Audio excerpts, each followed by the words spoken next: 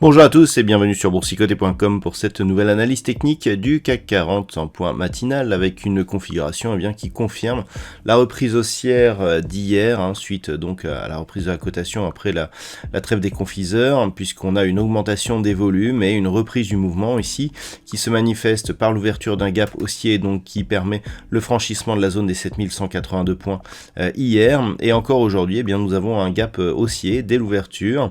tentative de comblement qui n'a pas fonctionné puisque il y a une partie de gap qui reste encore ouverte, et on repart à la hausse avec de nouveaux plus hauts historiques et donc des records à suivre sur l'indice parisien. Du point de vue des indicateurs techniques, nous avons une configuration ici qui est assez hésitante sur les histogrammes des MACD. On avait un retournement hier, mais depuis on n'a pas énormément de dynamique. Le RSI par contre confirme donc l'orientation haussière par son retour ici dans la zone de surachat. Alors on oscille pas mal autour des limites de cette zone, mais globalement on peut considérer ici qu'il y a une pression haussière selon cet indicateur. Alors la configuration elle est très intéressante puisque après ici cette petite pause qui avait été accompagnée d'une forte baisse des volumes, c'est assez habituel dans cette période de l'année, on repart ici dès l'ouverture des marchés avec une forte dynamique, et donc nous avions émis des objectifs, notamment celui-ci là pour l'orientation un peu plus court terme, qui se situe à 7324 points. Il s'agit d'une extension de Fibonacci par rapport ici à la précédente phase de consolidation, donc cet objectif est viable depuis que nous avons ici une rupture de la zone des 7080, mais renforcée avec la rupture de cette résistance majeure des 7182 points. Donc clairement, il semblerait que l'on s'achemine en direction de ce niveau, et cela confirmerait la reprise donc de la dynamique qui s'était légèrement affaiblie précédemment. Après,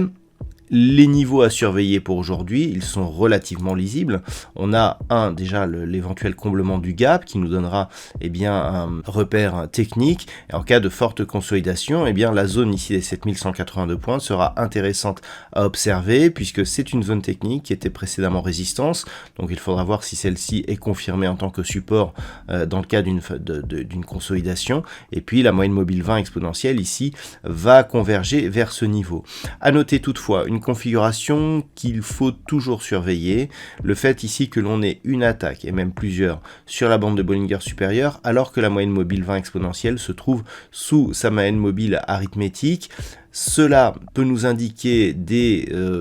reprises de hausse sur des phases qui s'affaiblissent, et nous avons souvent dans ce genre de configuration des retours rapides vers les moyennes mobiles, donc c'est à surveiller, mais pour l'instant en tout cas la dynamique donc reste fortement haussière sur l'indice parisien. Voilà donc ce que l'on peut dire sur cette configuration technique. D'un point de vue macroéconomique, nous avons eu donc l'indice PMI manufacturier chinois cette nuit, donc il est légèrement supérieur à ce qui était attendu. Nous aurons les chiffres du chômage en Allemagne qui sont attendus donc dans la matinée à 9h55, et puis à 10h30 nous aurons le PMI manufacturier en Grande-Bretagne, et puis cet après-midi au niveau des États-Unis nous aurons l'indice PMI manufacturier de l'ISM qui sera annoncé à 16h, ainsi que le rapport Jolst qui donc définit les nouvelles offres d'emploi. Ce sera un chiffre qui sera relatif au mois de novembre. Voilà donc pour ce point matinal. Je vous souhaite une très bonne séance. On se retrouve dès ce soir pour toutes les autres analyses techniques du site boursicoté.com.